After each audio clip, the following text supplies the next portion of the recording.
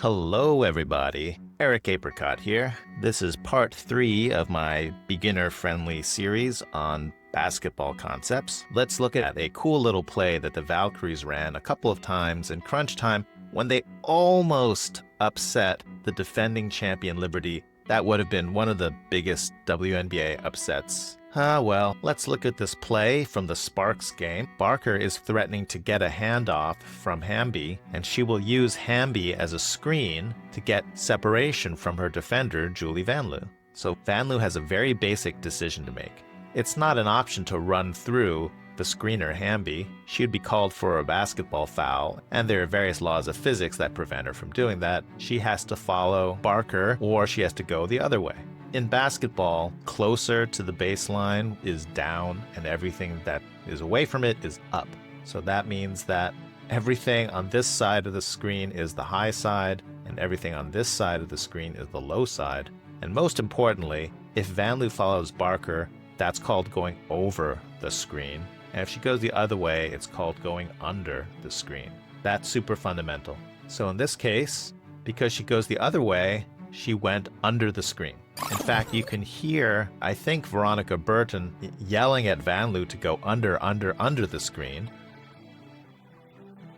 Seems like a simple thing, but it can have big consequences. If Vanloo goes under the screen, then Barker can take the handoff here, and this is enough space for her to shoot a three-pointer. So if she's a good three-point shooter, then you never want to go under the screen. If Julie goes over the screen and follows Barker, now she'll be behind Barker, so Barker could dribble straight to the basket, and that will force one of the other players to leave their mark and rotate to Barker. So before the game, every team will identify which players are good three-point shooters, and for those players, everyone agrees that you go over the screen, and for the other players, you can go under the screen. Okay, with that in mind, let's look at this play that I analyzed in a previous video. This was part of the Julie Vanloo explosion of threes the other day. This is called horns formation, where you have two small players in the corners, two big players at the elbows, and the ball is up top. And the way this play works is the ball gets passed to this elbow, and the other elbow is going to cut towards the basket. This is called a dive or a roll. And while this cut is happening, this player is going to run up and get a handoff. Now Barker is defending Carla Leite, and she has to make the same decision about whether to go over the screen and follow Leite or go under the screen. And because they don't think Leite is a threatening shooter, she'll go under the screen and meet Leite on the other side of the screen. So since the Sparks solved that play, the Valkyries flow into a basic pick and roll. Fagbenle sits the screen, Leite rejects the screen, and two defenders go towards her. She passes to Fagbenle. Plum is defending Fagbenle, which leaves Vanloo open. Good pass, good shot. Let's see how this play works against the Liberty. You can see and hear Veronica Burton calling this play Horns 5.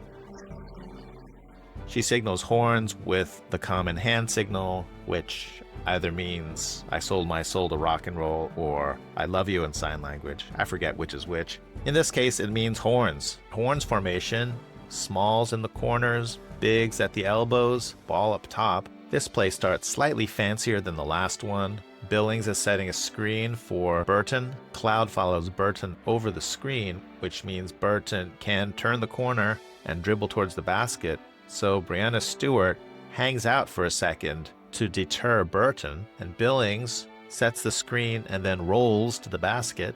And now it's going to go just like the previous version. Ball swings to the other elbow, and she's going to do a handoff to Vanloo. This kind of play is called a dribble handoff, even if you don't dribble, and it's abbreviated DHO. You might say DHO is 3 syllables and dribble handoff is 4. How much time are we really saving? Hey, time is money, and DHO is easier to write on a clipboard. So Vanloo is going to take this handoff from Salaun, and now her defender, Johannes, has to decide whether to follow her over the screen or to go under the screen. And she decides to go over the screen. But that means she's now following Vanloo, so Vanloo can dribble towards the basket. Stewart does rotate to stop Vanloo from going all the way to the basket, but here she tosses up a cool little hezzy jumper and hits the magnificent shot. When Salaun hands off the ball, she's now serving as a screen for Vanloo. And when you screen the defender, keeping her in towards the basket. It's called a pin-down screen, or sometimes just a down screen. Julie Vanloo, when she runs around the screen, that's called using the screen or coming off the screen. And if we go back to the beginning of the play, we know that Billings is going to cut, the ball's going to go to Salaun, and then she's going to dribble handoff into a pin down for Vanloo. So why are Burton and Billings spending so much time faking this pick and roll? And in fact, that's what Veronica Burton thinks. The very next play, Brianna Stewart gets a foul called for her, which, to put it gently, could have gone either way. Every play stoppage, the Valkyries get together for a team meeting, and wonderfully, you can hear Veronica Burton talking to Monique Billings.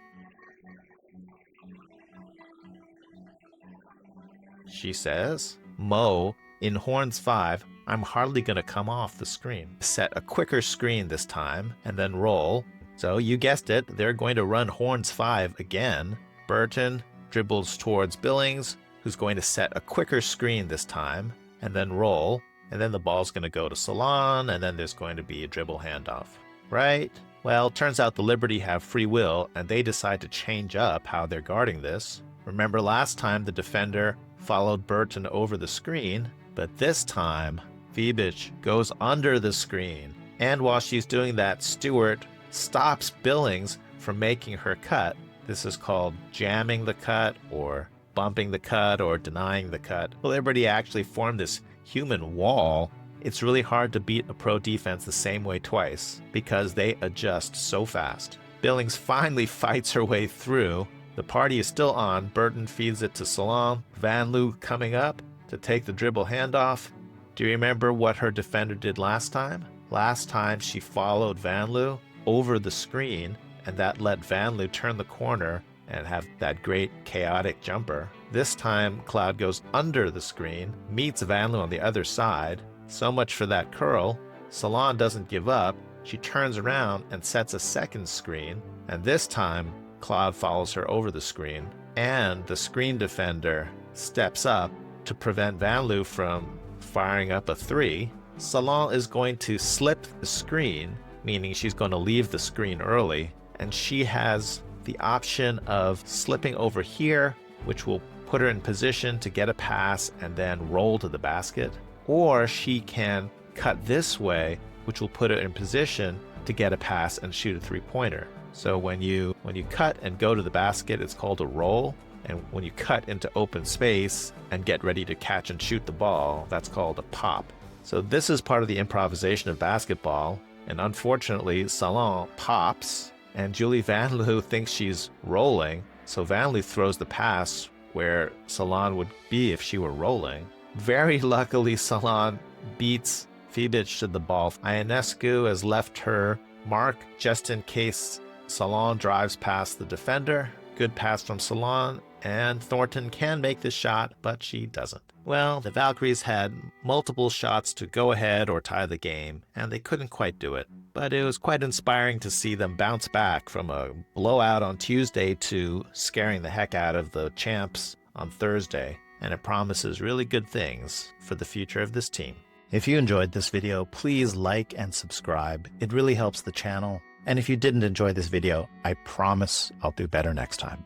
I would just say today showed us what our standard can be.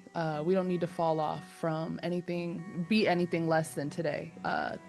Last game against New York, we were less than ourselves. Today we fought. And so, like you said, no moral victories, but I think we left it all out there. But at the same time, there's still another level to go. But I feel like we reached like a good point to where it's like, okay, let's build off of this and let's not fall back.